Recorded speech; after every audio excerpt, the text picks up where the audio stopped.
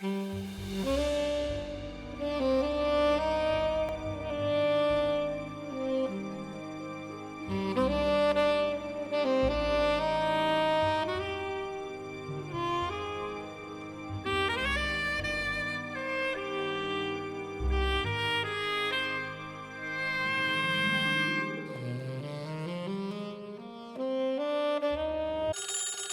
bell jangled me into wakefulness.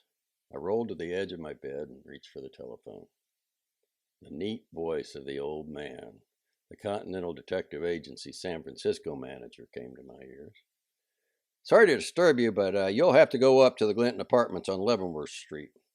Man named Burke Pangburn, who lives there, phoned me a few minutes ago asking to have someone sent up to see him at once. He seemed rather excited. Will you take care of it? See what he wants?"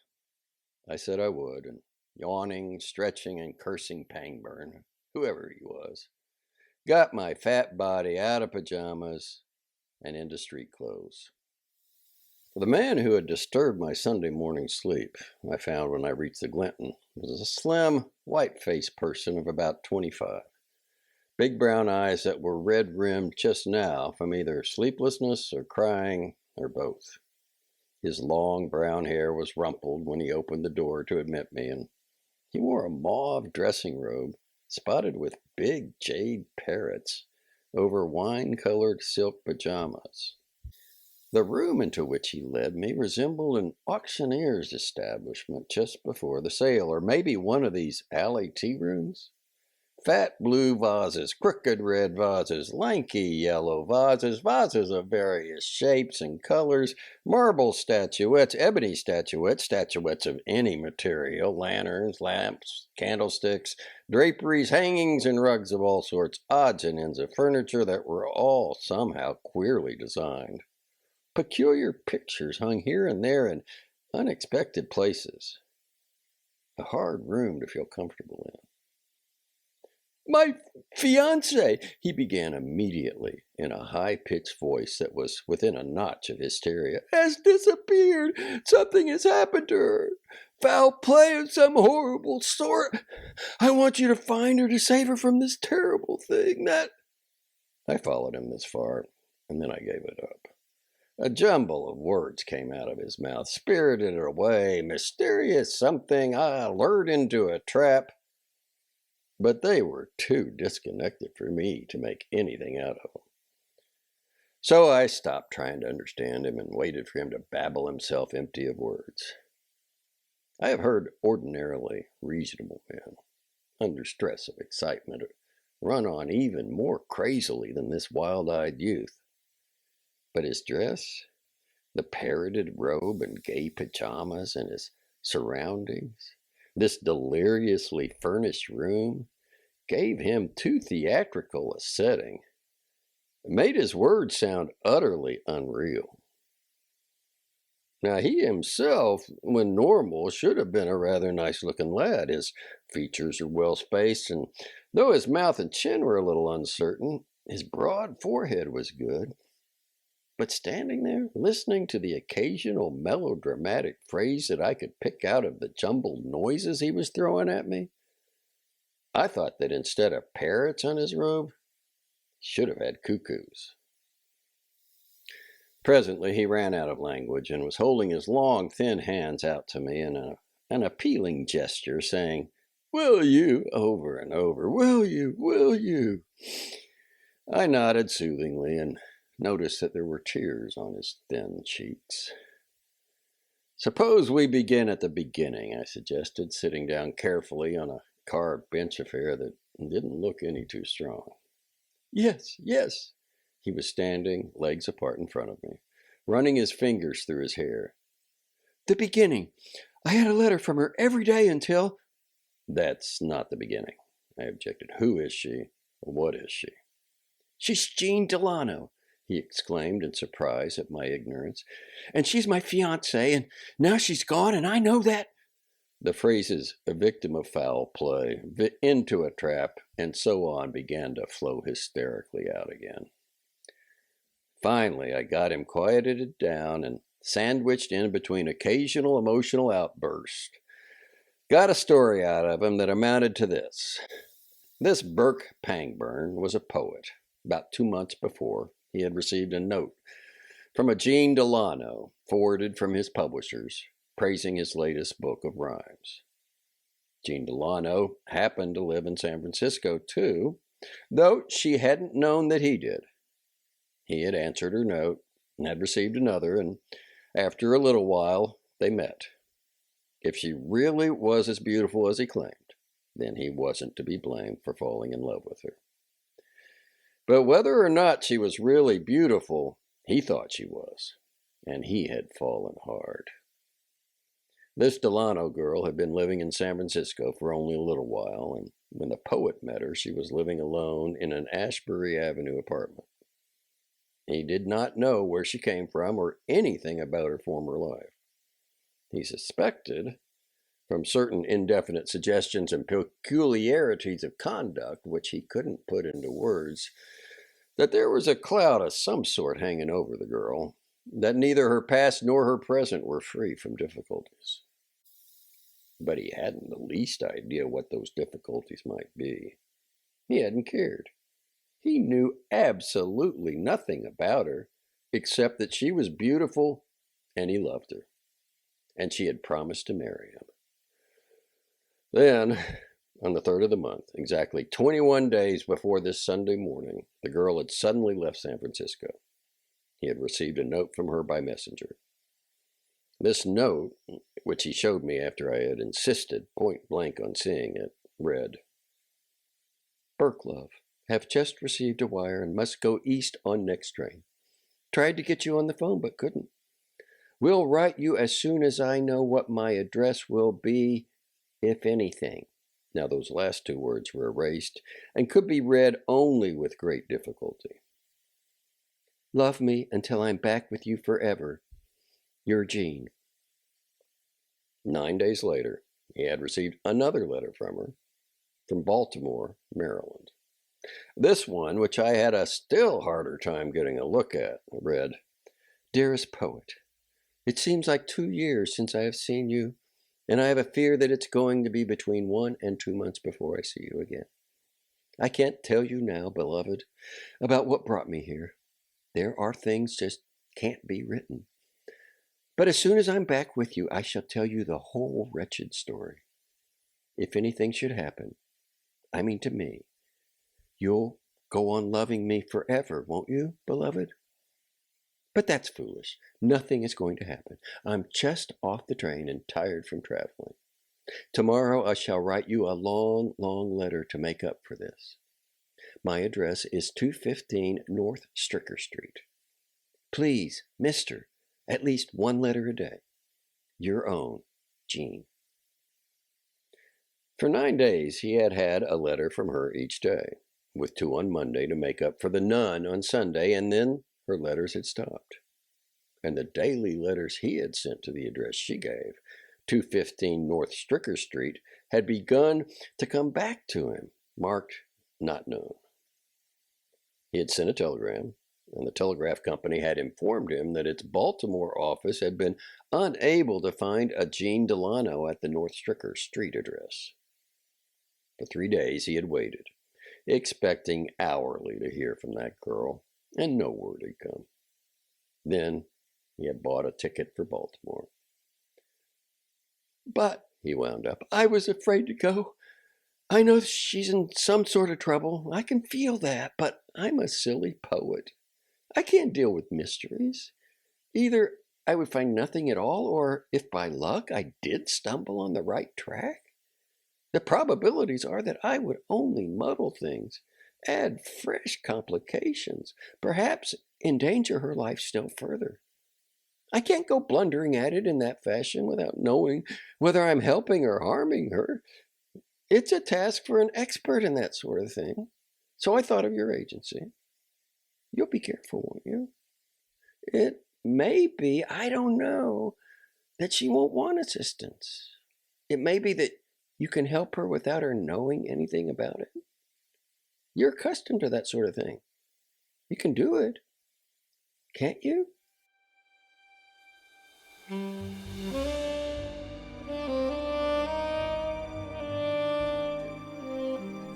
turned the job over and over in my mind before answering him. The two great bugaboos of a reputable detective agency are the persons who bring in a crooked plan or a piece of divorce work all dressed up in the garb of a legitimate operation, but also the irresponsible person who is laboring under wild and fanciful delusions, who wants a dream run out. This poet, sitting opposite me now, twining his long white fingers nervously together, was, I thought, sincere, but I wasn't so sure of his sanity. Mr. Pangburn, I said after a while, I'd like to handle this thing for you, but I'm not sure I can. The Continental's rather strict, and while I believe this thing is on the level, still I'm only a hired man, and, I have to go by the rules. Now, if you could give us the endorsement of some firm or person of standing, a reputable lawyer, for instance, or any legally responsible party, we'd be glad to go ahead with the work. Otherwise, I'm afraid. But I know she's in danger, he broke out. I know that, and I can't be advertising her plight, airing her affairs to everyone. I'm sorry, but I can't touch it unless you give me something, some such endorsement. I stood up, but you can find plenty of detective agencies that aren't so particular. His mouth worked like a small boy's, and he caught his lower lip between his teeth. For a moment, I thought he was going to burst into tears, but instead, he said slowly, I dare say you are right. Suppose I refer you to my brother-in-law, Roy Axford. Will his word be sufficient? Yes. Roy Axford, R.F. Axford, was a mining man who had a finger in at least half the big business enterprises of the Pacific coast. And his word on anything was commonly considered good enough for anybody. If you can get in touch with him now, I said, and arrange for me to see him today, I can get started without much delay. Pangburn crossed the room and dug a telephone out from among a heap of his ornaments. Within a minute or two, he was talking to someone whom he called Rita. Is Roy home? Will he be home this afternoon?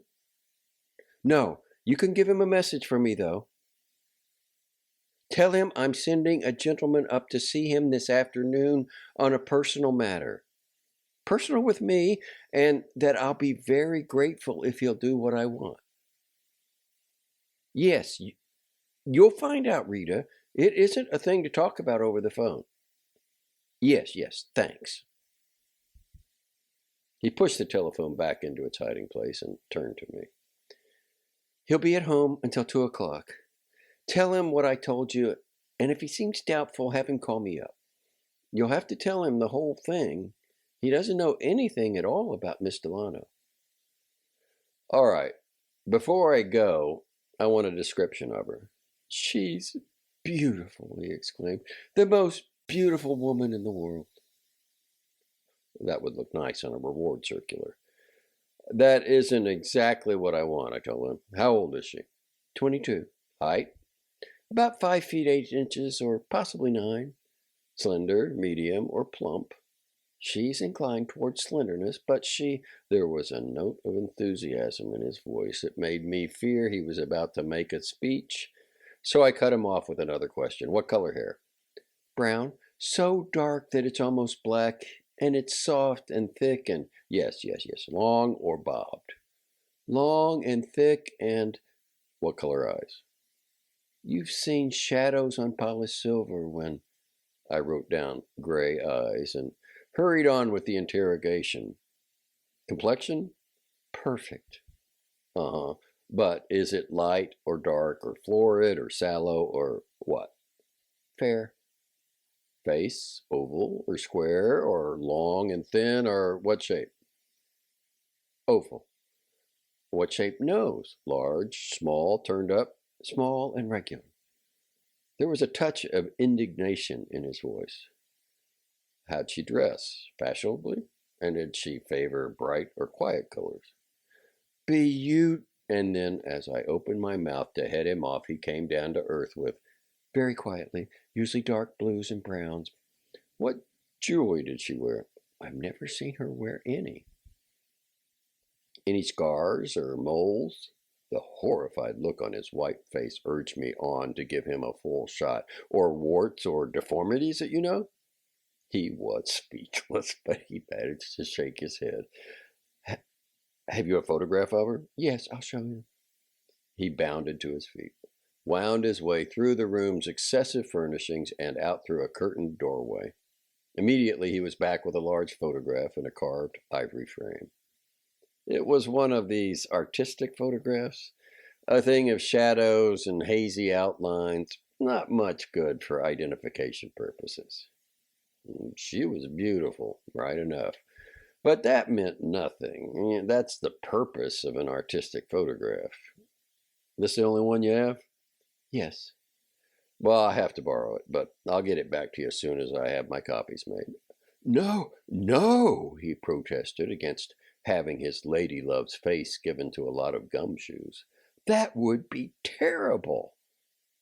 I finally got it, but it cost me more words than I like to waste on an incidental. I want to borrow a couple of her letters, or something in her writing, too, I said. For what? To have photostatic copies made. Handwriting specimens come in handy. Give you something to go over hotel registers with. Then, even if going under fictitious names, people now and then write notes and make memorandums. We had another battle, out of which I came with 3 envelopes and 2 meaningless sheets of paper, all bearing the girl's angular writing. She had much money? I asked when the disputed photograph and handwriting specimens were safely tucked away in my pocket. I don't know. It's not the sort of thing that one would pry into. She wasn't poor. That is, she didn't have to practice any petty economies, but I haven't found the faintest idea either as to the amount of her income or its source. She had an account at the Golden Gate Trust Company, but naturally I don't know anything about its size. Many friends here? That's another thing I don't know. I think she knew a few people here, but I don't know. I don't know who they were.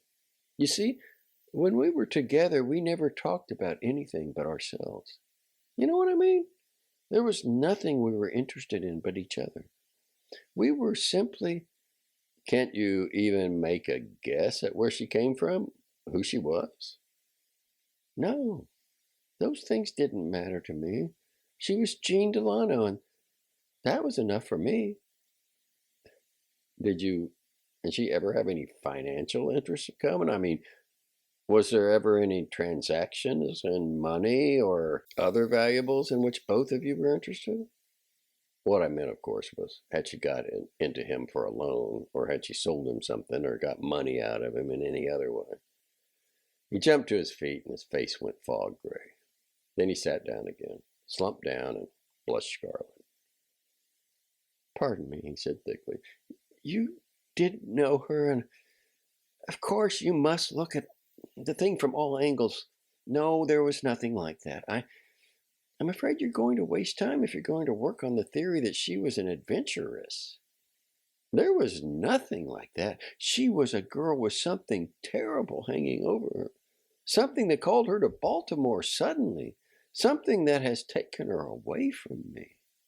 Money? What could money have to do with it?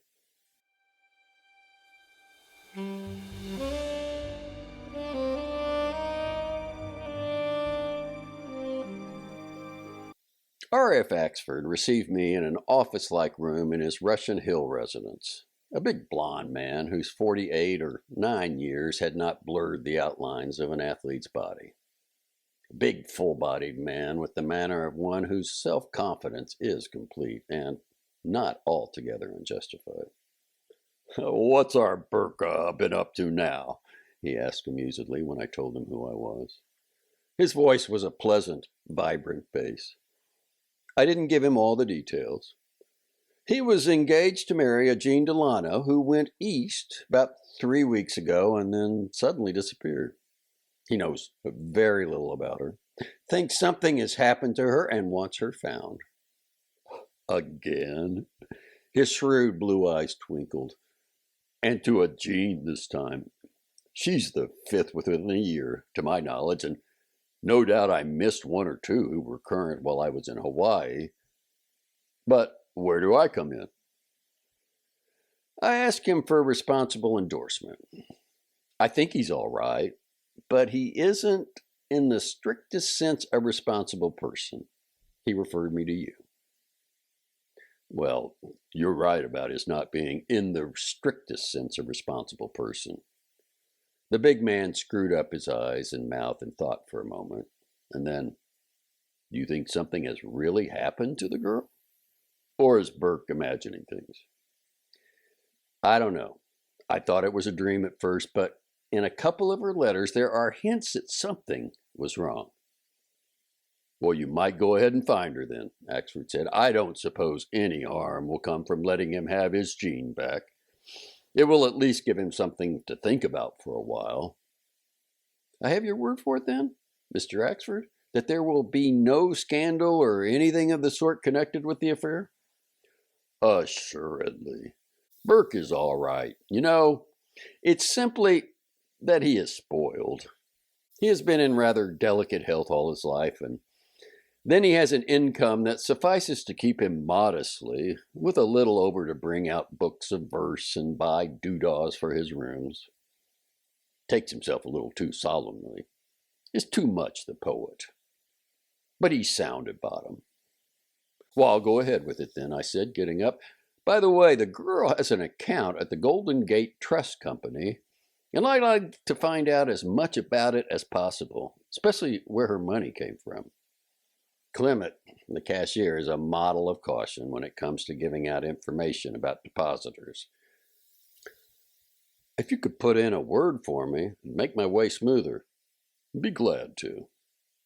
He wrote a couple of lines across the back of a card and gave it to me, and promising to call on him if I needed further assistance, I left.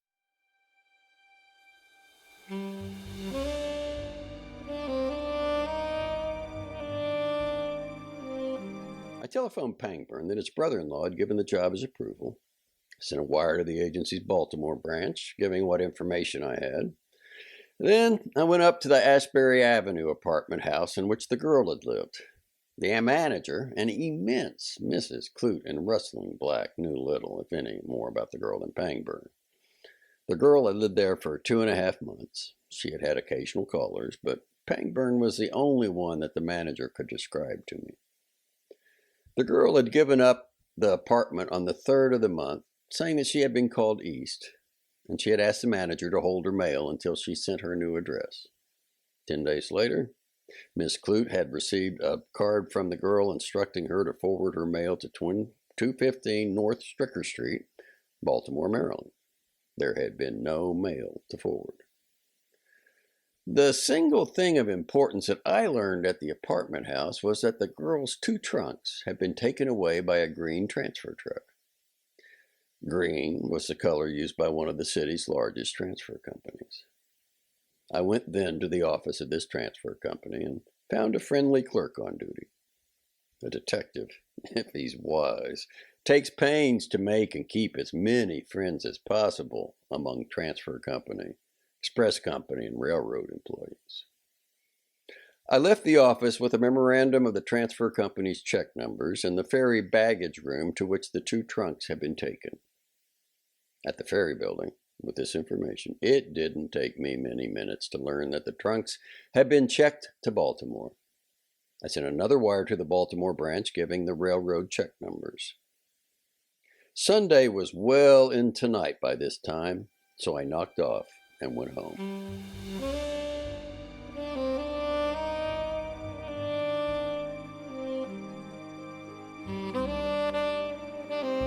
Half an hour before the Golden Gate Trust Company opened for business the next morning, I was inside, talking to Clement, the cashier. All the traditional caution and conservatism of bankers rolled together wouldn't be 1, 2, 3 to the amount usually displayed by this plump, white-haired old man. But one look at Axford's card, with "Please give the bearer all possible assistance" inked across the back of it, made Clement even eager to help me. "You have, or have had, an account here in the name of Jean Delano," I said. "I'd like to know as much as possible about it, to whom she drew checks, and at what amounts, but especially all you can tell me about where her money came from." He stabbed one of the pearl buttons on his desk with a pink finger, and a lad with polished yellow hair oozed silently into the room. The cashier scribbled with a pencil on a piece of paper and gave it to the noiseless youth, who disappeared. Presently he was back, laying a handful of papers on the cashier's desk. Clement looked through the papers and then up at me. "Miss Delano was introduced here by Mr. Burke Pangburn on the 6th of last month and opened an account with $850 in cash. She made the following deposits after that: $400 on the 10th, $250 on the 21st, $300 on the 26th, $200 on the 30th, and $20,000 on the 2nd of this month. All of these deposits, except the last, were made with cash. The last one was a check, which I have here." He handed to me a Golden Gate Trust Company check, pay to the order of Jean Delano, $20,000, signed Burke Pangburn. It was dated the 2nd of the month. "Burke Pangburn!" I exclaimed, a little stupidly. "Was it usual for him to draw checks to that amount?" "I think not, but we shall see." He stabbed the pearl button again, ran his pencil across another slip of paper, and the youth with the polished yellow hair made a noiseless entrance, exit, entrance, and exit. The cashier looked through the fresh batch of papers that had been brought to him. "On the 1st of the month, Mr. Pangburn deposited $20,000, a check against Mr. Axford's account here." "Now, how about Miss Delano's withdrawals?" I asked. He picked up the papers that had to do with her account again. "Her statement and canceled checks for last month haven't been delivered to her yet. Everything is here. A check for $85 to the order of H.K. Clute on the 15th of last month, one to cash for $300 on the 20th, and another of the same kind for $100 on the 25th. Both of these checks were apparently cashed here by her. On the 3rd of this month, she closed out her account with a check to her on own order for $21,515. And that check was cashed here by her." I lighted a cigarette and let these figures drift around in my head. None of them, except those that were fixed to Pangburn's and Axford's signatures, seemed to be of any value to me. The Clute check, the only one the girl had drawn in anyone else's favor, had almost certainly been for rent. "This is the way of it," I summed up aloud. "On the 1st of the month, Pangburn deposited Axford's check for $20,000. The next day, he gave a check to that amount to Miss Delano, which she deposited. On the following day, she closed her account, taking between $21,000 and $22,000 in currency." "Exactly," the cashier said.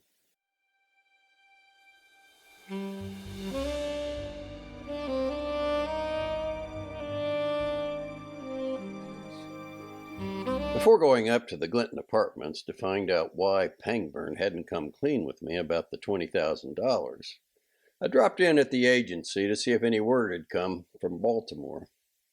One of the clerks had just finished decoding a telegram. It read, "Baggage arrived Mount Royal Station on 8th, taken away the same day. Unable to trace. 215 North Stricker Street is Baltimore Orphan Asylum. Girl not known there. Continuing our efforts to find her." The old man came in from luncheon as I was leaving. I went back into his office with him for a couple of minutes. "You see Pangburn?" he asked. "Yes, I'm working on his job now, but I think it's a bust." "Well, what is it?" "Pangburn is R.F. Axford's brother-in-law. He met a girl a couple months ago and fell for her. She sizes up as a whore. He doesn't know anything about her. The first of the month, he got $20,000 from his brother-in-law and passed it over to the girl. She blew, telling him she had been called to Baltimore and giving him a phony address that turns out to be an orphan asylum. She sent her trunks to Baltimore and sent him some letters from there, but a friend could have taken care of the baggage and could have remailed her letters for her. Of course, she would have needed a ticket to check the trunks on, but in a $20,000 game, that would be a small expense. Pangburn held out on me. He didn't tell me a word about the money. Ashamed of being easy pickings, I reckon. I'm going to the bat with him on it now. The old man smiled his mild smile that might mean anything, and I left.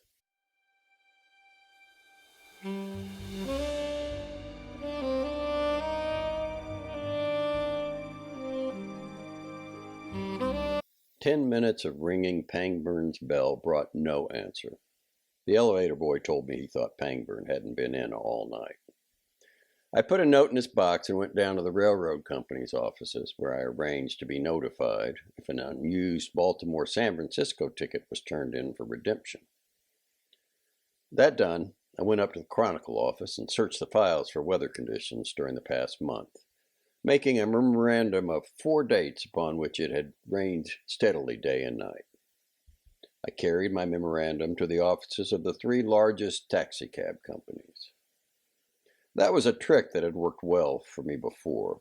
The girl's apartment was some distance from the streetcar line, and I was counting upon her having gone out or having had a caller on one of those rainy days. In either case, it was very likely that she or her caller had left in a taxi in preference to walking through the rain to the car line. Taxicab company's daily records would show any calls from her address and the fare's destinations. The ideal trick, of course, would have been to have the records search for the full extent of the girl's occupancy of the apartment, but no taxicab company would stand for having that amount of work thrust upon them, unless it was a matter of life and death. It was difficult enough for me to persuade them to turn clerks loose on the 4 days I had selected. I called up Pangburn again after I left the last taxicab office, but he was not at home. I called up Axford's residence, thinking that the poet might have spent the night there, but was told that he had not. Late that afternoon, I got my copies of the girl's photograph and handwriting and put one of each in the mail for Baltimore. Then I ran around to the 3 taxicab companies' offices and got my reports. 2 of them had nothing for me. The third's records showed 2 calls from the girl's apartment. On one rainy afternoon, a taxi had been called and 1 passenger had been taken to the Glinton apartments.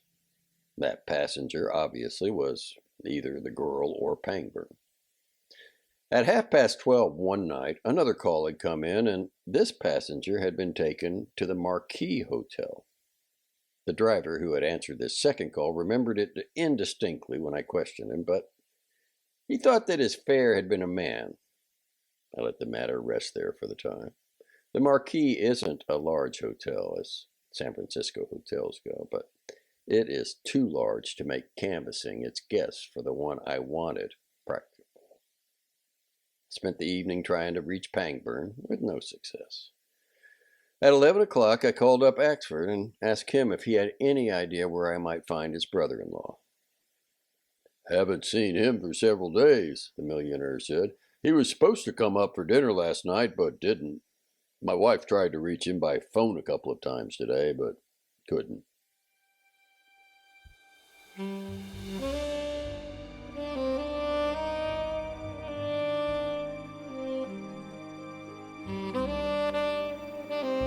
The next morning, I called Pangburn's apartment before I got out of bed and got no answer. Then I telephoned Axford and made an appointment for 10 o'clock at his office. "I don't know what he's up to now," Axford said good-naturedly when I told him that Pangburn had apparently been away from his apartment since Sunday. "And I suppose there's small chance of guessing. Our Burke is nothing if not erratic. How are you progressing with your search for the damsel in distress?" Far enough to convince me that she isn't in a whole lot of distress, and she got $20,000 from your brother-in-law the day before she vanished. $20,000 from Bert? Well, she must be a wonderful girl. But wherever did he get that much money? From you. Axford's muscular body straightened in his chair. From me? Yes, your check. He did not. There was nothing argumentative in his voice. It simply stated a fact. You didn't give him a check for $20,000 on the first of the month? No. Then I suggested, perhaps we'd better take a run over to the Golden Gate Trust Company. 10 minutes later, we were in Clement's office. I'd like to see my canceled checks, Axford told the cashier. The youth with the polished yellow hair brought them in presently, a thick wad of them, and Axford ran rapidly through them until he found the one he wanted. He studied that one for a long while.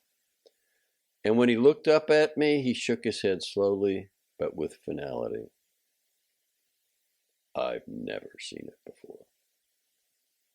Clement mopped his head with a white handkerchief and tried to pretend that he wasn't burning up with curiosity and fears that his bank had been gypped. The millionaire turned the check over and looked at the endorsement. Deposited by Burke, he said, in the voice of one who talks while he thinks of something entirely different on the first. Could we talk to the teller who took in the $20,000 check that Miss Delano deposited? I asked Clement. He pressed one of his desk pearl buttons with a fumbling pink finger, and in a minute or two a little sallow man with a hairless head came in. Do you remember taking a check for $20,000 from Miss Jean Delano a few weeks ago? I asked him. Yes, sir, perfectly. Just what do you remember about it? Well, sir, Miss Delano came to my window with Mr. Burke Pangburn. It was his check. I thought it was a large check for him to be drawing, but the bookkeeper said he had enough money in his account to cover it. They stood there, Miss Delano and Mr. Pangburn, talking and laughing while I entered the deposit in her book, and then they left, and that was all. This check, Axford said slowly after the teller had gone back to his cage, is a forgery. But I shall make it good, of course. That ends the matter, Mr. Clement, and there must be no more to do about it. Certainly, Mr. Axford, certainly. Clement was all enormously relieved, smiles and head noddings with this $20,000 load lifted from his bank's shoulders. Axford and I left the bank then and got into his coupe in which we had come from his office. But he did not immediately start the engine. He sat for a while staring at the traffic on Montgomery Street with unseeing eyes. I want you to find Burke, he said presently, and there was no emotion of any sort in his bass voice. I want you to find him without risking the least whisper of scandal. If my wife knew of all this, she mustn't know. She thinks her brother is a choice morsel. I want you to find him for me. The girl doesn't matter anymore, but I suppose that where you find one, you will find the other. I'm not interested in the money, and I don't want you to make any special attempt to recover that. It could hardly be done, I'm afraid, without publicity. I want you to find Burke before he does something else. If you want to avoid the wrong kind of publicity, I said, your best bet is to spread the right kind first. Let's advertise him as missing, fill the papers up with his pictures and so forth. They'll play him up strong. He's your brother-in-law and he's a poet. We can say that he's been ill. You told me that he had been in delicate health all his life, and that we fear he has dropped dead somewhere or is suffering under some mental derangement. There will be no necessity of mentioning the girl or the money, and our explanation may keep people, especially your wife, from guessing the truth when the fact that he is missing leaks out. It's bound to leak out somehow. He didn't like my idea at first, but I finally won him over. We went up to Pangburn's apartment then. easily securing admittance on Axford's explanation that we had an engagement with him and would wait there for him. I went through the rooms inch by inch, prying into each hole and hollow and crack, reading everything that was written anywhere, even down to his manuscripts, and I found nothing that threw any light on his disappearance. I helped myself to his photographs, pocketing 5 of the dozen or more that were there. Axford did not think that any of the poet's bags or trunks were missing from the pack room. I did not find his Golden Gate Trust Company deposit book. I spent the rest of the day loading the newspapers up with what we wished them to have, and they gave my ex-client one grand spread, first-page stuff with photographs and all possible trimmings.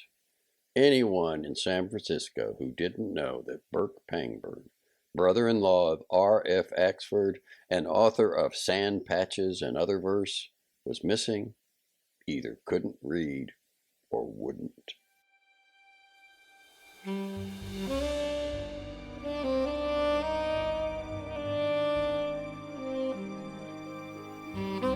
This advertising brought results. By the following morning, reports were rolling in from all directions from dozens of people who had seen the missing poet in dozens of places. A few of these reports looked promising, or at least possible, but the majority were ridiculous on their faces. I came back to the agency from running out one that had, until run out, looked good, to find a note on my desk asking me to call up Axford. "Can you come down to my office now?" he asked when I got him on the wire. There was a lad of 21 or 2 with Axford when I was ushered into his office, a narrow-chested, dandified lad of the sporting clerk type. "This is Mr. Fall, one of my employees," Axford told me. "He says he saw Burke Sunday night." "Where?" I asked Fall. "Going into the roadhouse near Half Moon Bay."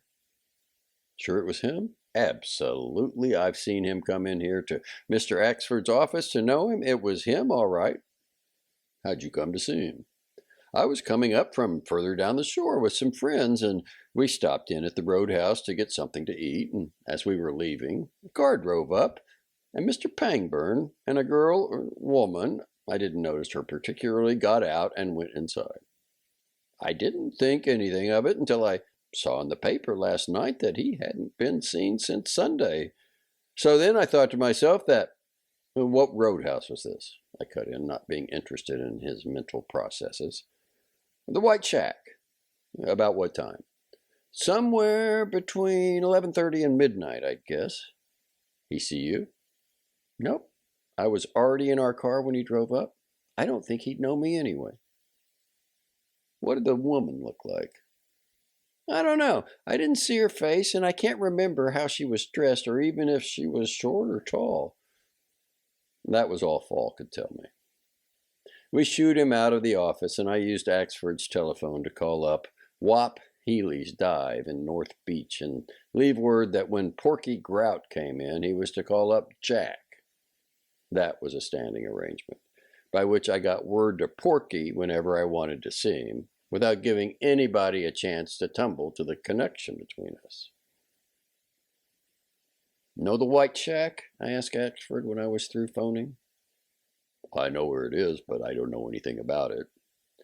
"Well, it's a tough hole, run by 10-star Joplin, an ex-Yeg who invested his winnings in the place when Prohibition made the roadhouse game good.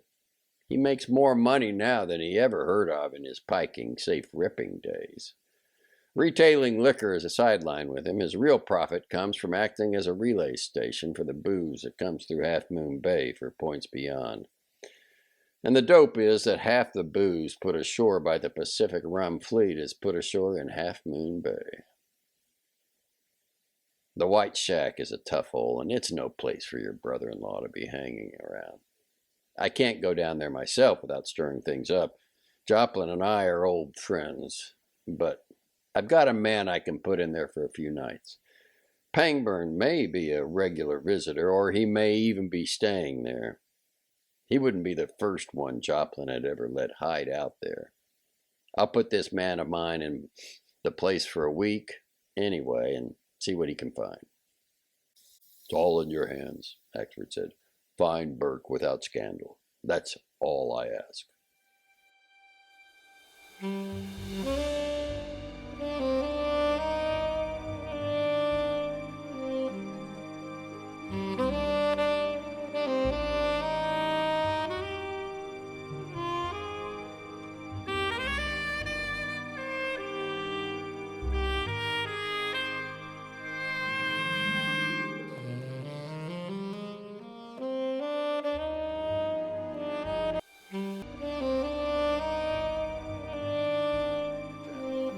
From Axford's office, I went straight to my rooms, left the outer door unlocked, and sat down to wait for Porky Grout.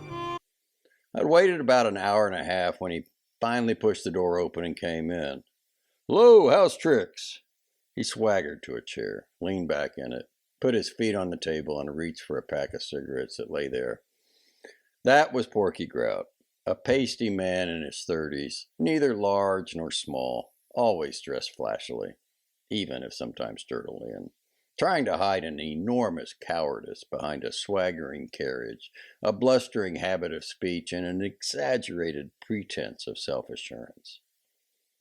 But I had known him for 3 years, so now I crossed the room and pushed his feet roughly off the table, almost sending him over backward. "What's the idea?" He came to his feet, crouching and snarling. "Where'd you get that stuff? You want to smack in the—" I took a step toward him. He sprang away across the room. "I didn't mean nothing. I was only kidding." "Shut up and sit down," I advised him. I had known this Porky Grout for 3 years and had been using him for nearly that long, and I didn't know a single thing that could be said in his favor. He was a coward. He was a liar. He was a thief and a hophead. He was a traitor to his kind and, if not watched, to his employers. A nice bird to deal with. But detecting is hard business, and you use whatever tools come to hand. This Porky was an effective tool if handled right, which meant keeping your hand on his throat all the time and checking up every piece of information he brought in. His cowardice was, for my purpose, his greatest asset. It was notorious throughout the criminal coast, and though nobody, crook or not, could possibly think him a man to be trusted, nevertheless, he was not actually distrusted. Most of his fellows thought him too much the coward to be dangerous. They thought he would be afraid to betray them, afraid of the summary vengeance that crookdom visits upon the squealer. But they didn't take into account Porky's gift for convincing himself that he was a lion-hearted fellow when no danger was near. So he went freely where he desired and where I sent him, and brought me otherwise unobtainable bits of information upon matters in which I was interested. For nearly 3 years I had used him with considerable success, paying him well and keeping him under my heel.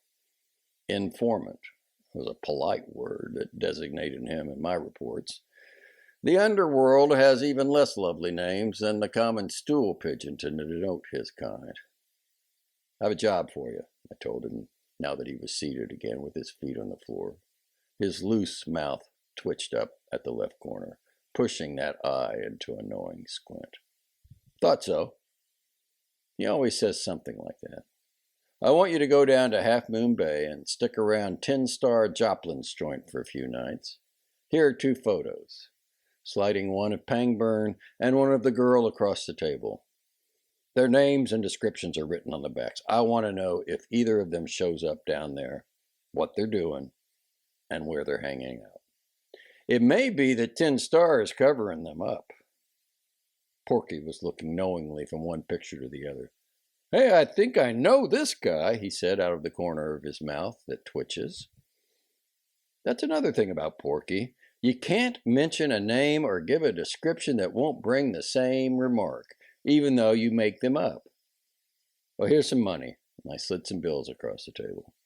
"If you're down there more than a couple of nights, I'll get some more to you. Keep in touch with me, either over this phone or the undercover one at the office, and remember this, lay off the stuff. If I come down there and find you all snowed up, I promise that I'll tip Joplin off to you." He had finished counting the money by now. There wasn't a whole lot to count. and he threw it contemptuously back on the table. "Save that for the newspapers," he sneered. "How am I going to get anywheres if I can't spend no money in the joint?" "Well, that's plenty for a couple of days' expenses. You'll probably knock back half of it. If you stay longer than a couple of days, I'll get more to you, and you get your pay when the job is done. Not before." He shook his head and got up. "I'm tired of piking all along with you. You can turn your own jobs. I'm through." "If you don't get down to Half Moon Bay tonight, you are through," I assured him, letting him get out of the threat whatever he liked. After a little while, of course, he took the money and left. The dispute over expense money was simply a preliminary that went with every job I sent him on.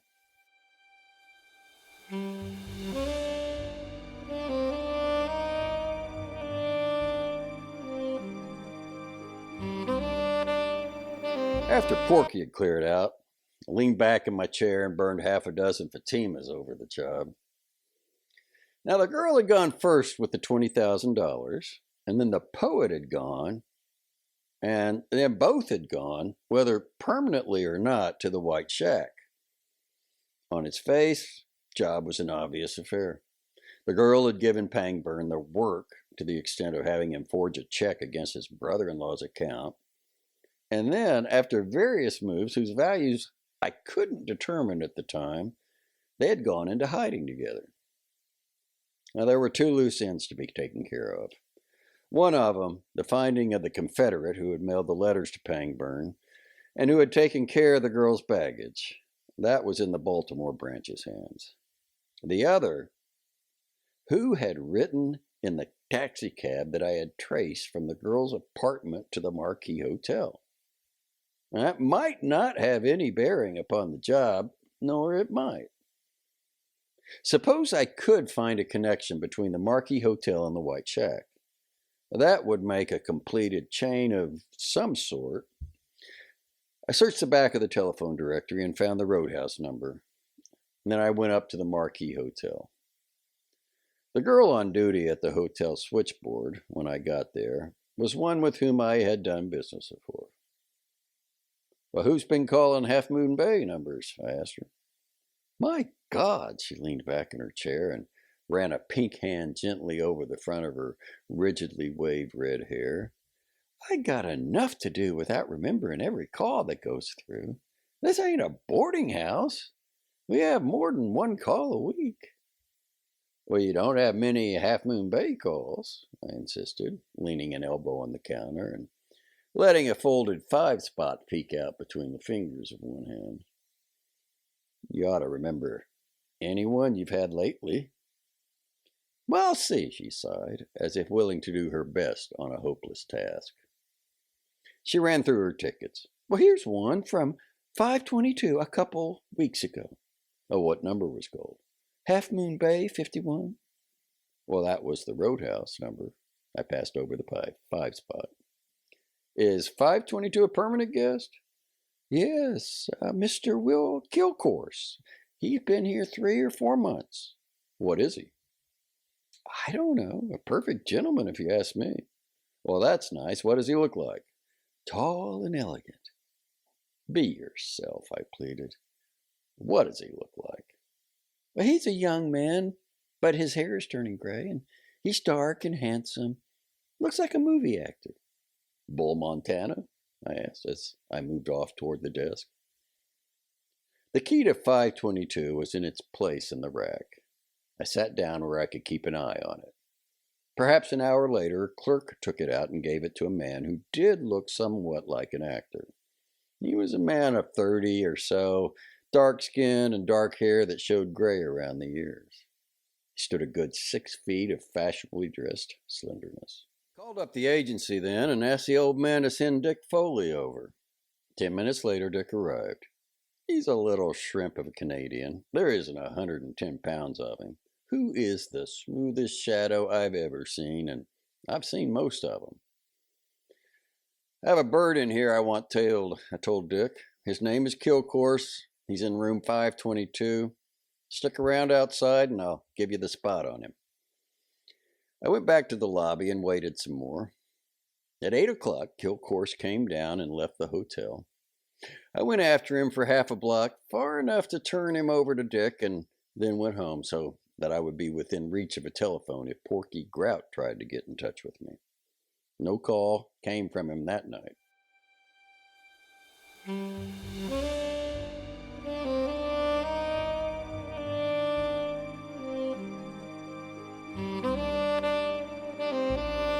When I arrived at the agency the next morning, Dick was waiting for me.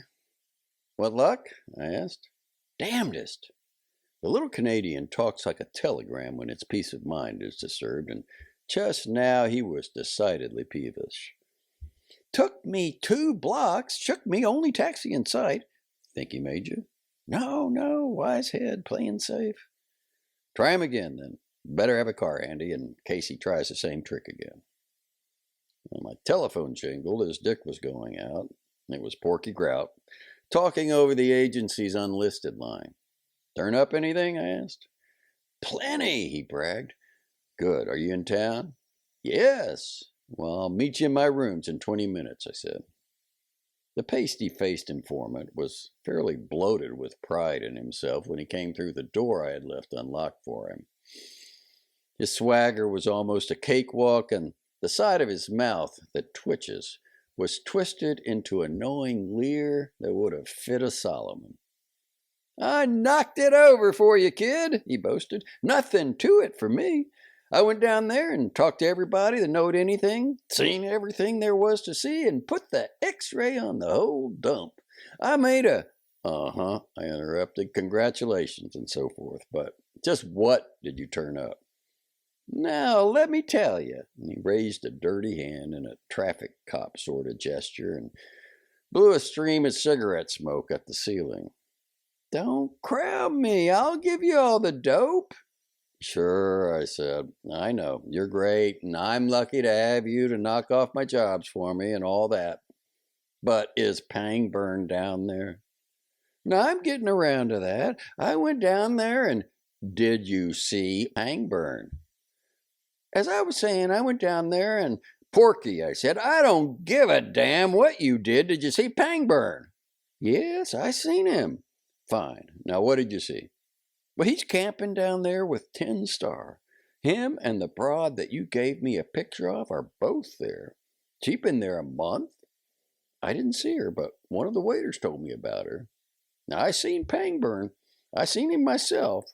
They don't show themselves much. Stick back in 10 Star's part of the joint, where he lives, most of the time.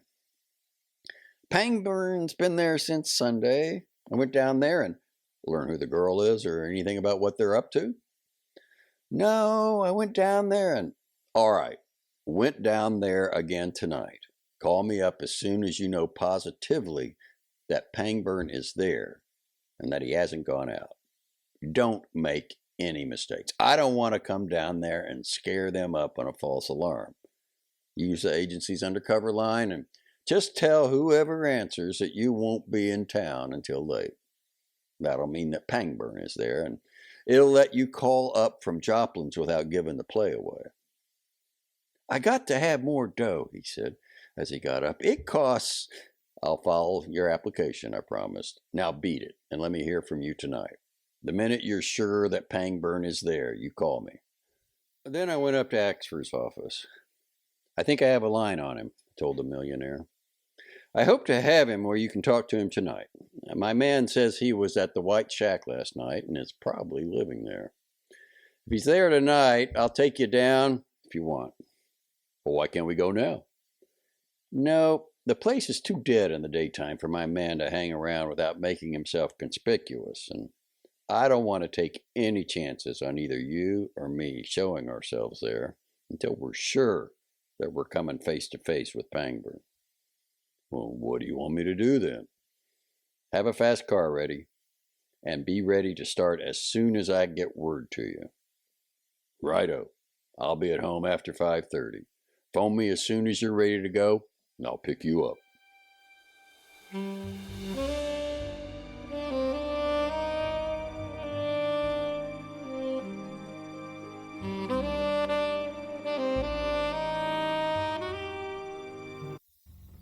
9:30 that evening, I was sitting beside Axford on the front seat of a powerfully engined foreign car, and we were roaring down a road that led to Half Moon Bay.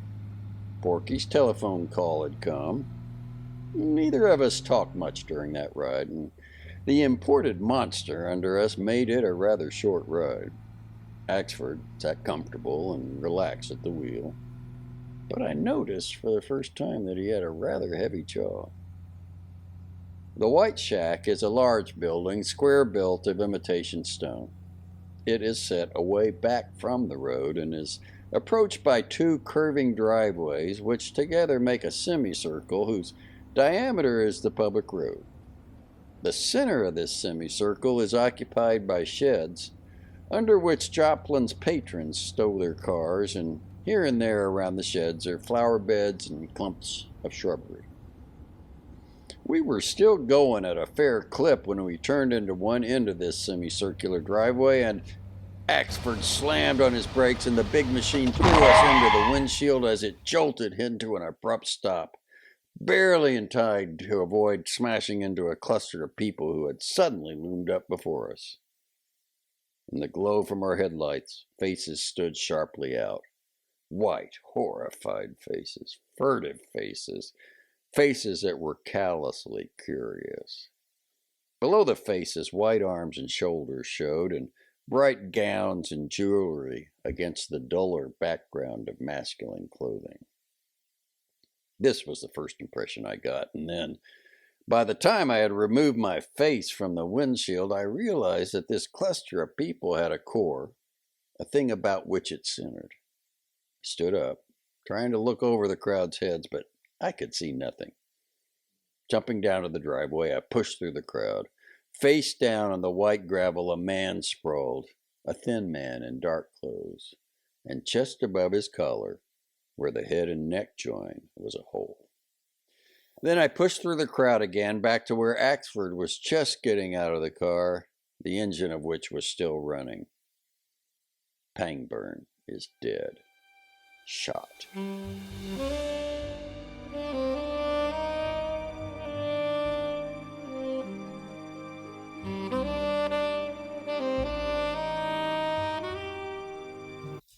Methodically, Axford took off his gloves, folded them, and put them in a pocket. Then he nodded his understanding of what I had told him and walked toward where the crowd stood around the dead poet. I looked after him until he had vanished in the throng, and then I went winding through the outskirts of the crowd, hunting for Porky Grout. I found him standing on the porch, leaning against a pillar. I passed where he could see me and went on around to the side of the roadhouse that afforded the most shadow. In the shadows, Porky joined me. The night wasn't cool, but his teeth were chattering. "Who got him?" I demanded. "I don't know," he whined, and that was the first thing of which I had ever known him to confess complete ignorance. "I was inside, keeping an eye on the others." "What others?" "Tin Star and some guy I'd never seen before, and the Broad. I didn't think the kid was going out. He didn't have no hat." "What do you know about it?" "Well, a little while after I phoned you, the girl and Pangburn came out from Joplin's part of the joint and sat down at a table around on the other side of the porch, where it's fairly dark. They eat for a while, and then this other guy comes over and sits down with them, and I don't know his name, but I think I've saw him around town. He's a tall guy, all rung up in fancy rags." "Oh, that would be Kilcourse." "They talk for a while, and then Joplin joins them, and they sit around the table laughing and talking for maybe a quarter of an hour, and then Pangburn gets up and goes indoors. I got a table that I can watch them from, and the place is crowded, and I'm afraid I'll lose my table if I leave it, so I don't follow the kid. He ain't got no hat. I figure he ain't going nowhere. But he must have gone through the house and up front, 'cause pretty soon there's a noise that I thought was an auto backfire, and then the sound of a car getting away quick, and then some guy squawks that there's a dead man outside. Everybody runs out here, and it's Pangburn." "You dead sure that Joplin, Kilcourse, and the girl were all at the table when Pangburn was killed?" Absolutely, Porky said. If this dark guy's name is Kilcourse, well, where are they now? Back in Joplin's hangout. They went up there as soon as they seen Pangburn had been croaked. I had no illusions about Porky.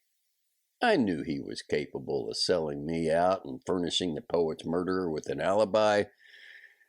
But there was this about it.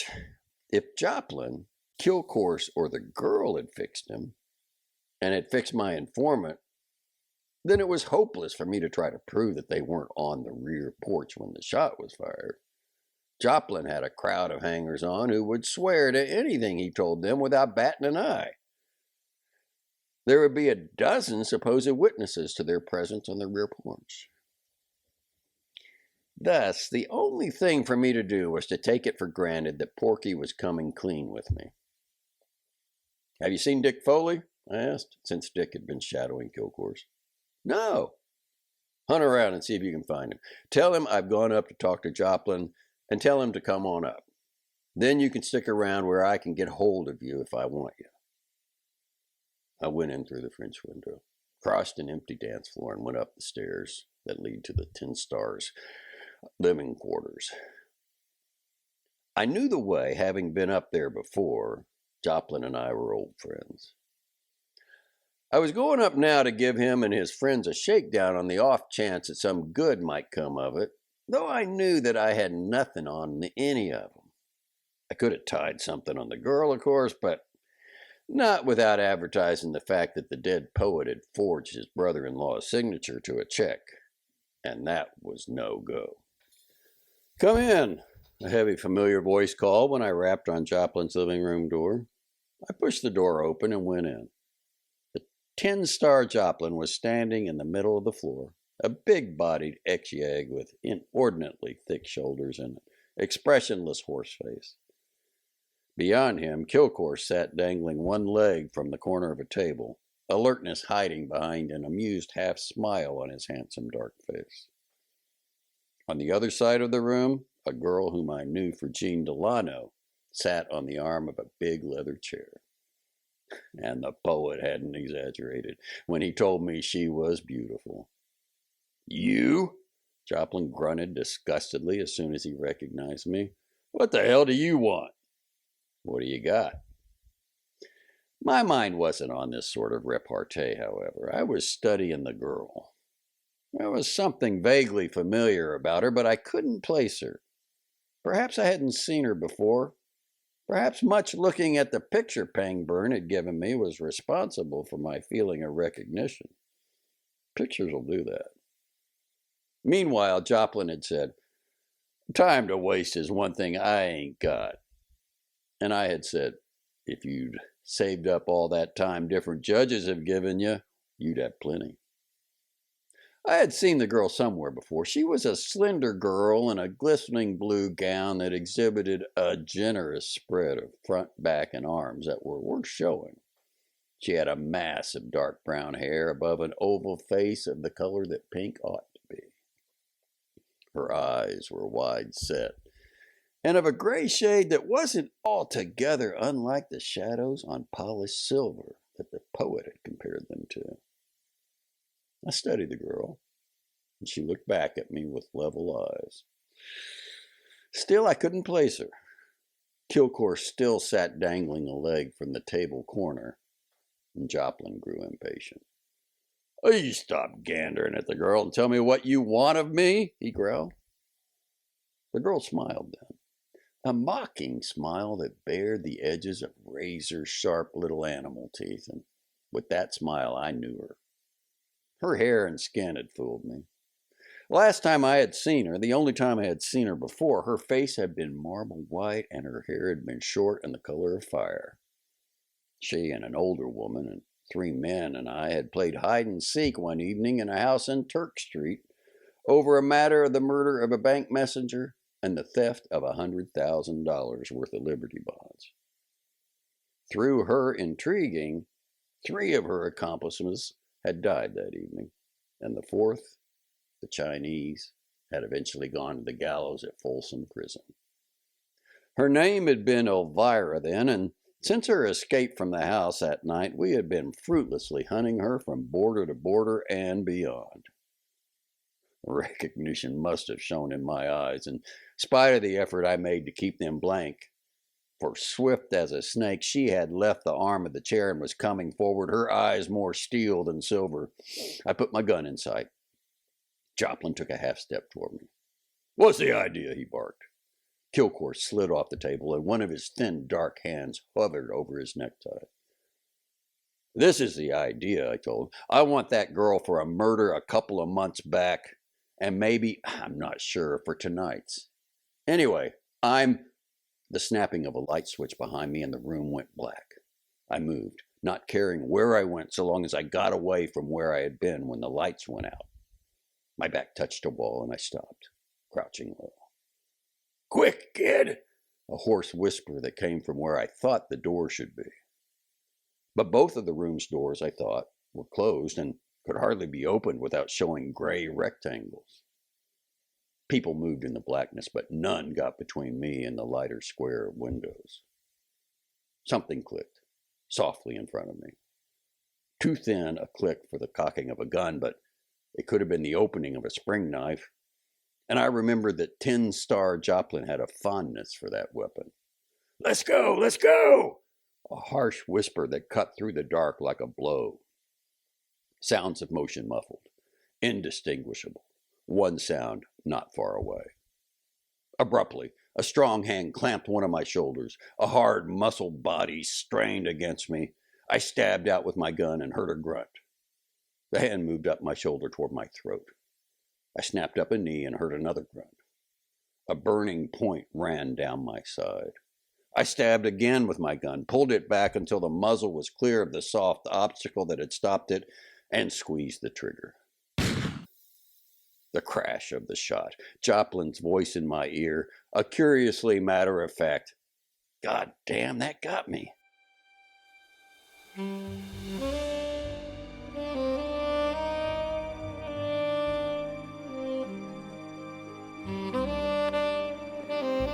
I spun away from him then, toward where I saw the dim yellow of an open door. I had heard no sounds of departure. I had been too busy. But I knew that Joplin had tied into me while the others made their getaway. Nobody was in sight as I jumped, slid, tumbled down the steps, any number at a time. A waiter got in my path as I plunged toward the dance floor. I don't know whether his interference was intentional or not. I didn't ask. I slammed the flat of my gun in his face and went on. Once I jumped a leg that came out to trip me, and at that outer door I had to smear another face. Then I was out in the semicircular driveway, from one end of which a red taillight was turning east into the county road. While I sprinted for Axford's car, I noticed that Pangborn's body had been removed. A few people still stood around the spot where he had lain, and they gaped at me now with open mouths. The car was as Axford had left it, with idling engine. I swung it through a flower bed and pointed it east on the public road. 5 minutes later, I picked up the red point of a taillight again. The car under me had more power than I would ever need, more than I would have known how to handle. I don't know how fast the one ahead was going, but I closed in as if it had been standing still. 1.5 miles or perhaps 2. Suddenly a man was in the road ahead, a little beyond the reach of my lights. The lights caught him, and I saw that it was Porky Grout. Porky Grout standing facing me in the middle of the road, the dull metal of an automatic in each hand. The guns in his hands seemed to glow dimly red and then go dark in the glare of my headlights. Glow and then go dark, like two bulbs in an automatic electric sign. The windshield fell apart around me. Porky Grout, the informant whose name was a synonym for cowardice the full length of the Pacific coast, stood in the center of the road shooting at a metal comet that rushed down upon him. I didn't see the end.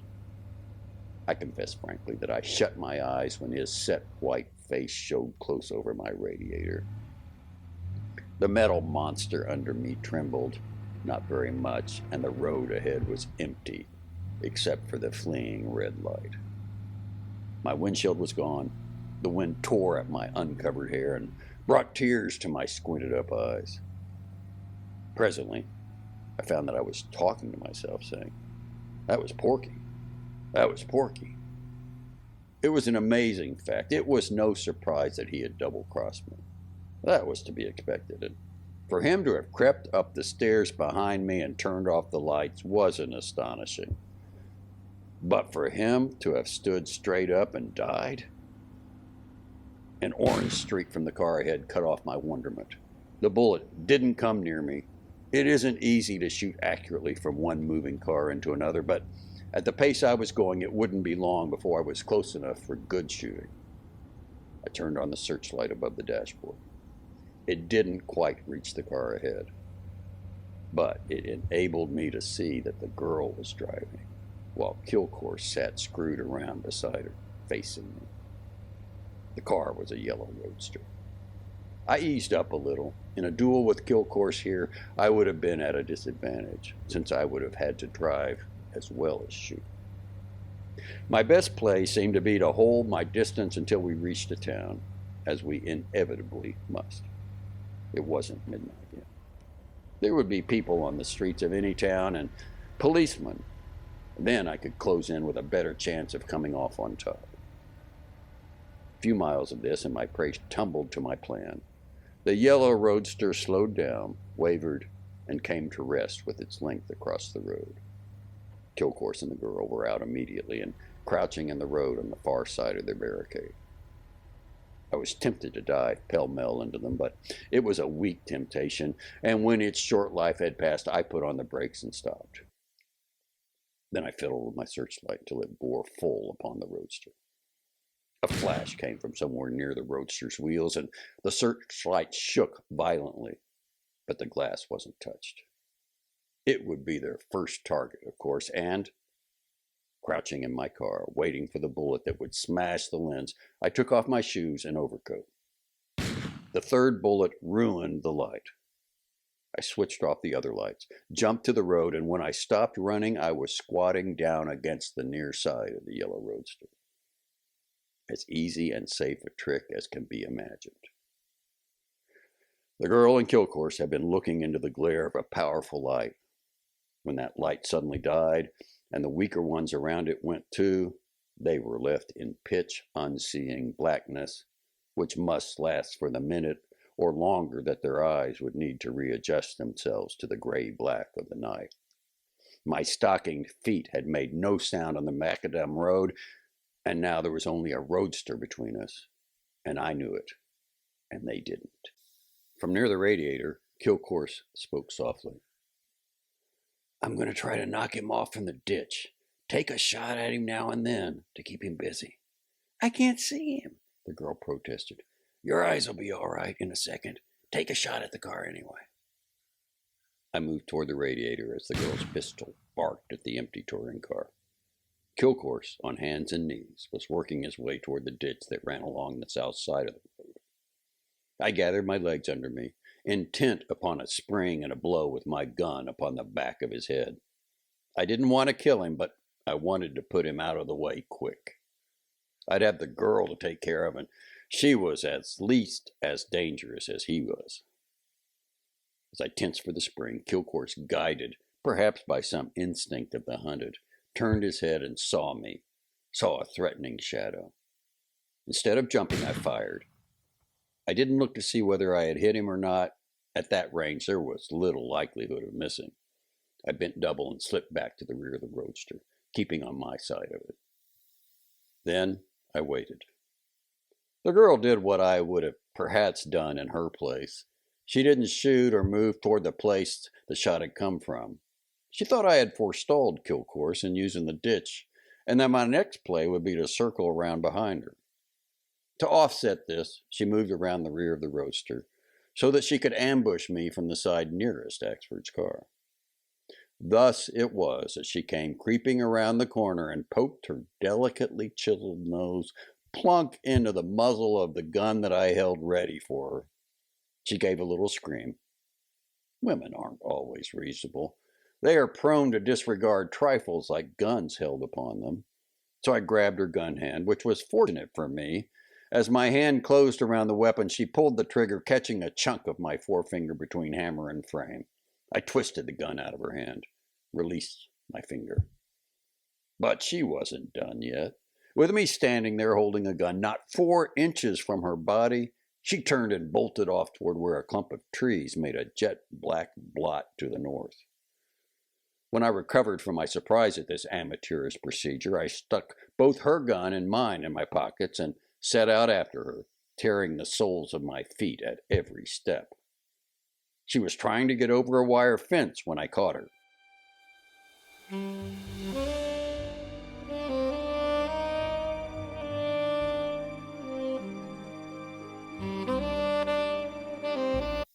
"Stop playing, will you?" I said crossly as I set the fingers of my left hand around her wrist and started to lead her back to the roadster. "This is serious business. Don't be so childish." "You're hurting my arm." I knew I wasn't hurting her arm, and I knew this girl for the direct cause of 4, perhaps 5 deaths. Yet I loosened my grip on her wrist until it wasn't much more than a friendly clasp. She went back willingly enough to the roadster where, still holding her wrist, I switched on the lights. Kilcourse lay just beneath the headlight's glare, huddled on his face with one knee drawn up under him. I put the girl squarely in the line of light. "Now stand there," I said, "and behave. The first break you make, I'm going to shoot a leg out from under you," and I meant it. I found Kilcourse's gun, pocketed it, and knelt beside him. He was dead, with a bullet hole above his collarbone. "Is he?" Her mouth trembled. "Yes." She looked down at him and shivered a little. "Poor fag," she whispered. I've gone on record as saying that this girl was beautiful, and standing there in the dazzling white of the headlights, she was more than that. She was a thing to start crazy thoughts, even in the head of an unimaginative middle-aged thief-catcher. She was... Anyhow, I suppose that is why I scowled at her and said, "Yes, poor fag, and poor Hook, and poor Ty, and poor kind of a Los Angeles bank messenger, and poor Burke," calling the roll, so far as I knew it, of men who had died loving her. She didn't flare up. Her big gray eyes lifted, and she looked at me with a gaze that I couldn't fathom. And her lovely oval face, under the mass of brown hair, which I knew was phony, was sad. "I suppose you do think," she began. But I had had enough of this. I was uncomfortable along the spine. "Come on," I said. "We'll leave Kilcourse in the roadster here for the present." She said nothing, but went with me to Axford's big machine and sat in silence while I laced my shoes. I found a robe in the back seat and gave it to her. "Better wrap this around your shoulders. The windshield's gone. It'll be cool." She followed my suggestion without a word. But when I had edged our vehicle around the rear of the roadster and had straightened out in the road again, going east, she laid a hand on my arm. "Aren't we going back to the White Shack?" "No, Redwood City, the county jail." A mile, perhaps, during which, without looking at her, I knew she was studying my rather lumpy profile.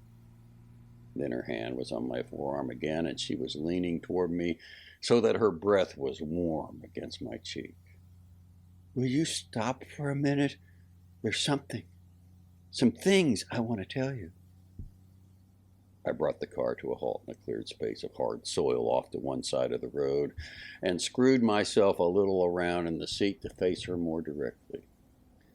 "Before you start," I told her, "I want you to understand that we stay here for just so long as you talk about the Pangburn affair. When you get off on any other line, then we finish our trip to Redwood City." "Aren't you even interested in the Los Angeles affair?" "No, that's closed. You and Hook Reardon and Tai Chun Tao and the Quarrers were equally responsible for the messenger's death, even if Hook did the actual killing. Hook and the Quarrers passed out the night we had our party in Turk Street. Tai was hanged last month. Now I've got you. We had enough evidence to swing the Chinese, and we've even more against you. That's done. Finished. Completed.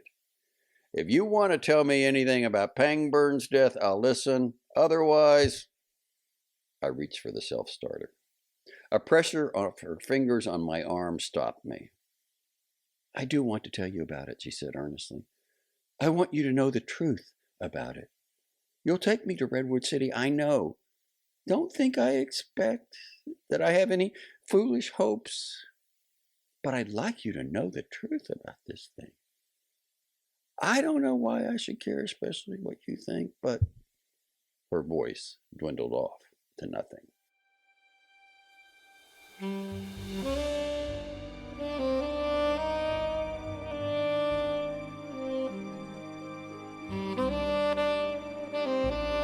Then she began to talk very rapidly, as people talk when they fear interruptions before their stories are told. And she sat listening slightly forward, so that her beautiful oval face was very close to mine. After I ran out of the Turk Street house that night, while you were struggling with Ty, my intention was to get away from San Francisco. I had a couple of $1,000, enough to carry me any place. Then I thought that going away would be what you people would expect me to do, and that the safest thing for me to do would be to stay right here. It isn't hard for a woman to change her appearance. I had bobbed red hair, white skin, and wore gay clothes. I simply dyed my hair, bought these transformations to make it look long, put color in my face, and bought some dark clothes. Then I took an apartment on Ashbury Avenue under the name of Jean Delano, and I was an altogether different person. But while I knew I was perfectly safe from recognition anywhere, I felt more comfortable staying indoors for a while, and to pass the time, I read a good deal. That's how I happened to run across Burke's book. Do you read poetry? I shook my head.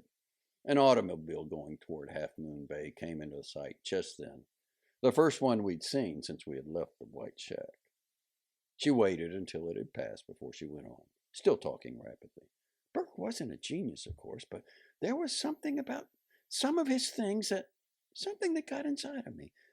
I wrote him a little note telling him how much I enjoyed these things and sent it to his publishers. A few days later, I had a note from Burke, and I learned that he lived in San Francisco. I hadn't known that. We exchanged several notes, and then he asked if he could call, and we met. I don't know whether I was in love with him or not, even at first.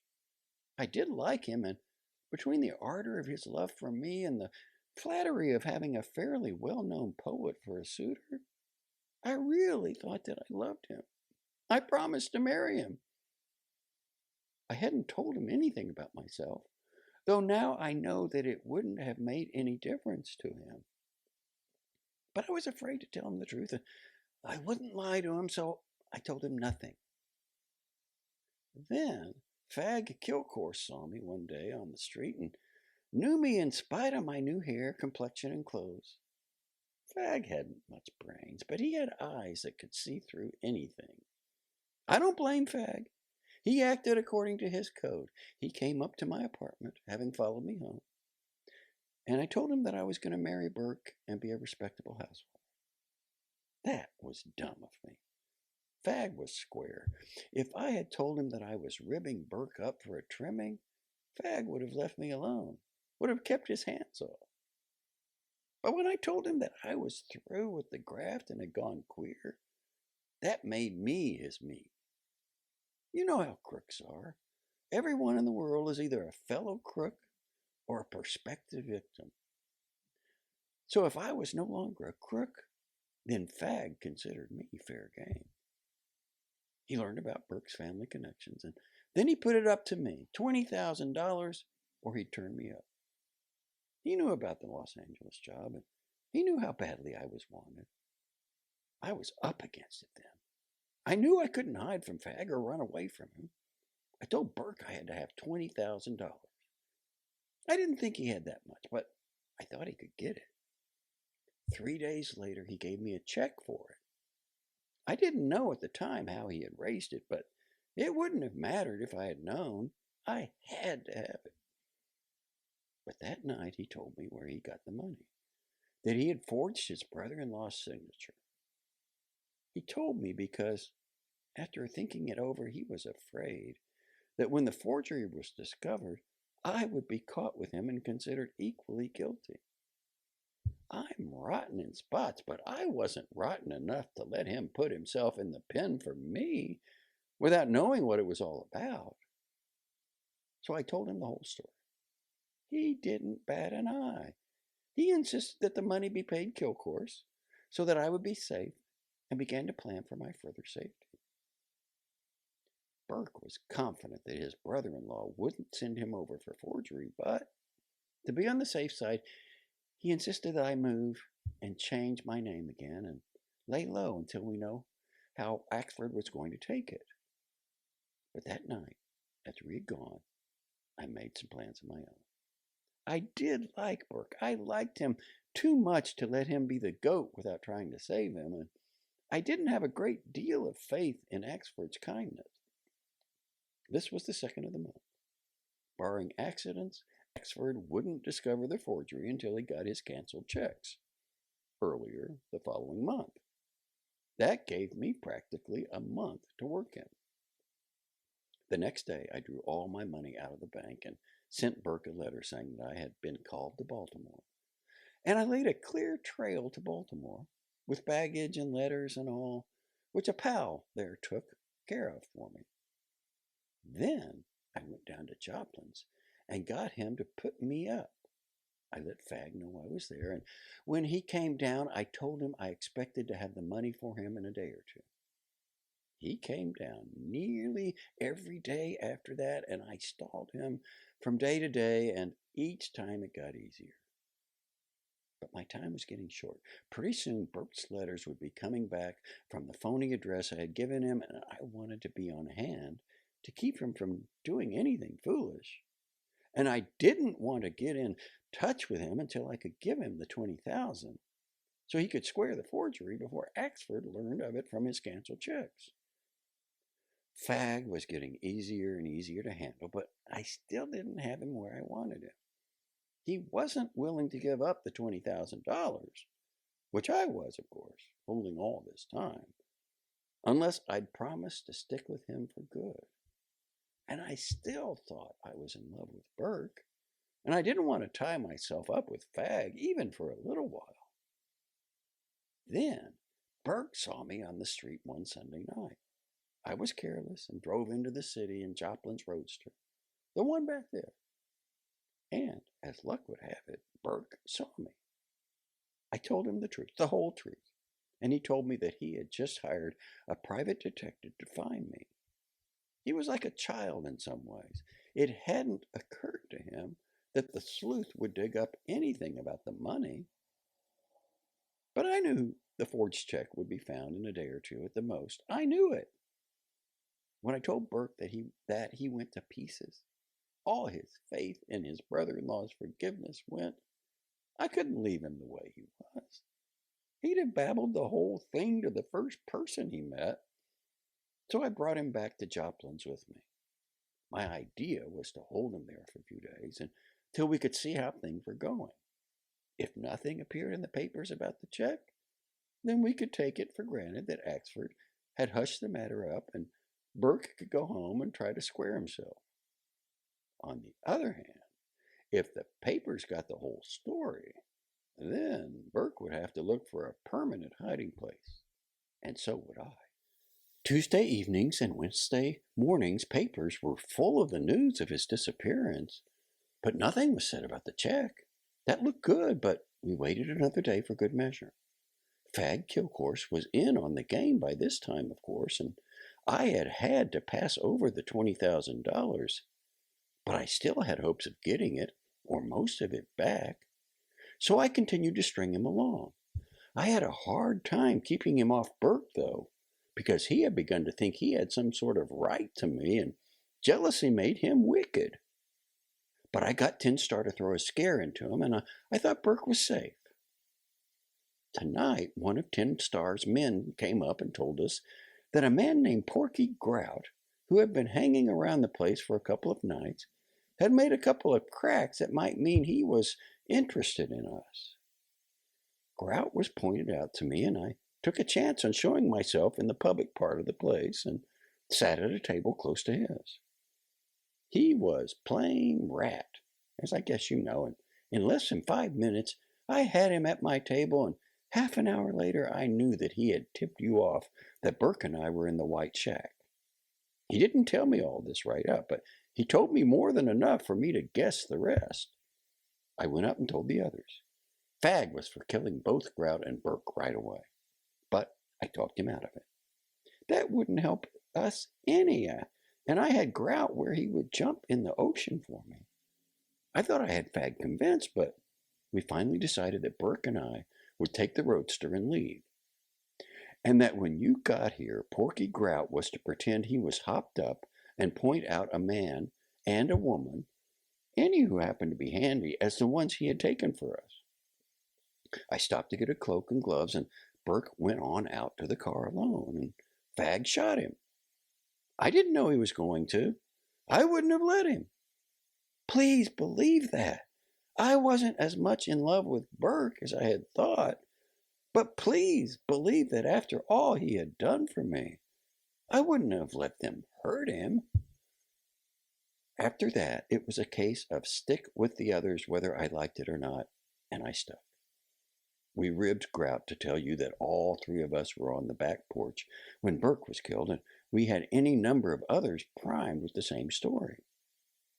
Then you came up and recognized me. Just my luck that it had to be you, the only detective in San Francisco who knew me. You know the rest, how Porky came up behind you and turned off the lights, and Joplin held you while we ran for the car, and then, when you closed in on us, Grout offered to stand you up while we got clear, and now...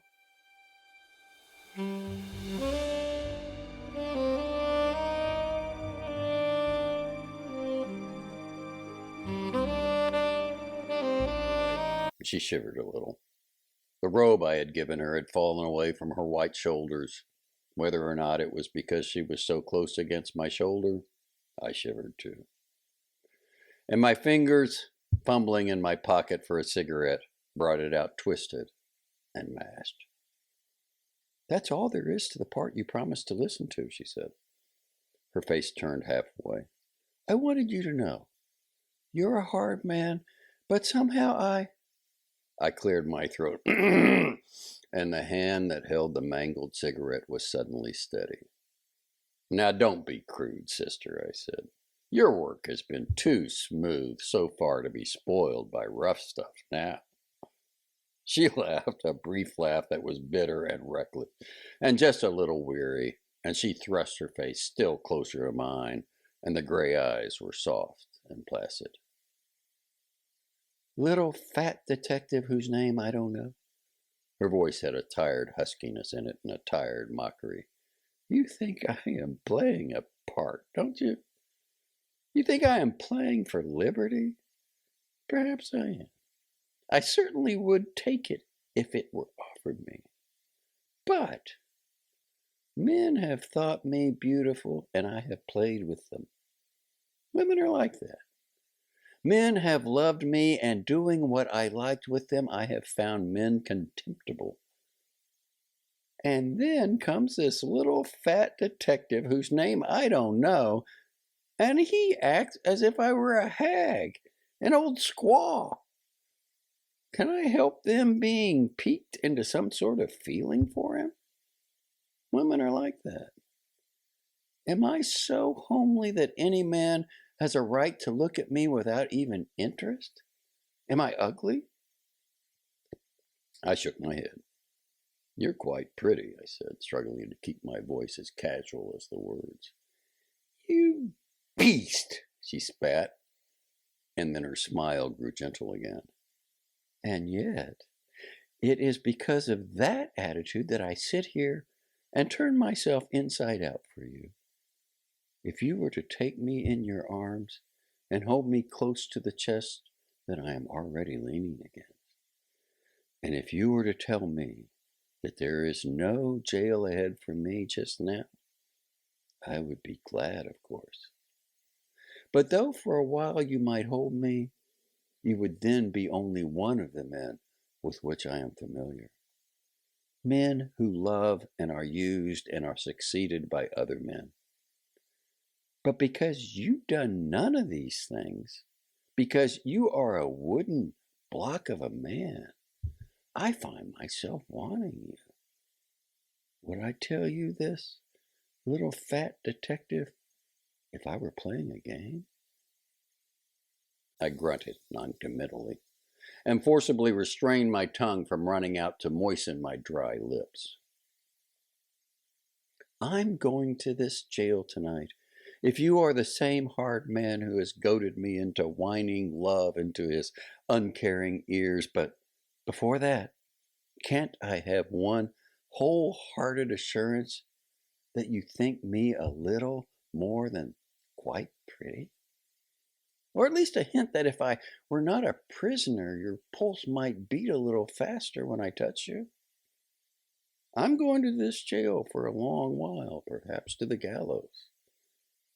Can't I take my vanity there, not quite in tatters, to keep me company? Can't you do some slight thing to keep me from the afterthought of having bleated all this out to a man who was simply bored? Her lids had come down half over the silver gray eyes. Her head had tilted back so far that a little pulse showed throbbing in her white throat. Her lips were motionless over slightly parted teeth, as the last word had left them. My fingers went deep into the soft white flesh of her shoulders. Her head went further back. Her eyes closed. One hand came up to my shoulder. "You're beautiful as all hell!" I shouted crazily into her face and flung her against the door. It seemed an hour that I fumbled with starter and gears before I had the car back in the road and thundering toward the San Mateo County Jail. The girl had straightened herself up in the seat again and sat huddled within the robe I had given her. I squinted straight ahead into the wind that tore at my hair and face, and the absence of the windshield took my thoughts back to Porky Grout. Porky Grout, whose yellowness was notorious from Seattle to San Diego, standing rigidly in the path of a charging metal monster with an inadequate pistol in each hand. She had done that to Porky Grout, this woman beside me. She had done that to Porky Grout, and he hadn't even been human. A slimy reptile whose highest thought had been a skinful of dope had gone grimly to death that she might get away. She, this woman whose shoulders I had gripped, whose mouth had been close under mine. I let the car out another notch, holding the road somehow. We went through a town, a scurrying of pedestrians for safety, surprised faces staring at us, street lights glistening on the moisture the wind had whipped from my eyes. I passed blindly by the road I wanted, circled back to it, and we were out in the country again.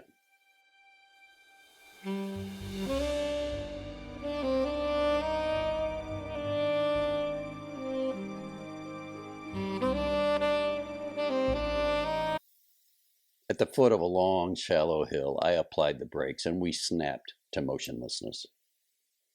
I thrust my face close to the girl's. "Furthermore, you are a liar!" I knew I was shouting foolishly, but I was powerless to lower my voice. "Pangburn never put Axford's name on that check. He never knew anything about it. You got in with him because you knew his brother-in-law was a millionaire. You pumped him, finding out everything he knew about his brother-in-law's account at the Golden Gate Trust. You stole Pangburn's bank book. It wasn't in his room when I searched it, and deposited the forged Axford check to his credit, knowing that under those circumstances, the check wouldn't be questioned. The next day, you took Pangburn into the bank, saying you were going to make a deposit. You took him because with him standing beside you, the check which his signature had been forged wouldn't be questioned. You knew that. Being a gentleman, he'd take pains not to see what you were depositing. And then you framed the Baltimore trip. He told the truth to me, the truth so far as he knew it. And then you met him Sunday night. Maybe accidentally, maybe not. Anyway, you took him down to Joplin's, giving him some wild yarn that he would swallow and that would persuade him to stay there for a few days. That wasn't hard, since he didn't know anything about either of the $20,000 checks. You and your pal Kilcourse knew that if Pangburn disappeared, nobody would ever know that he had forged the Axford check, and nobody would ever suspect that the second check was phony. You'd have killed him quietly, but when Porky tipped you off that I was on my way down, you had to move quick, so you shot him down. That's the truth of it, I yelled. All this while she had watched me with wide gray eyes that were calm and tender, but now they clouded a little and a pucker of pain drew her brows together. I yanked my head away and got the car in motion. Just before we swept into Redwood City, one of her hands came up to my forearm, rested there for a second, patted the arm twice, and withdrew. I didn't look at her, nor, I think, did she look at me while she was being booked. She gave her name as Jean Delano and refused to make any statement until she had seen an attorney. It all took a very few minutes. As she was being led away, she stopped and asked if she might speak privately with me. We went together to a far corner of the room. She put her mouth close to my ear so that her breath was warm again on my cheek, as it had been in the car, and whispered the vilest epithet of which the English language is capable. Then she walked out to her cell.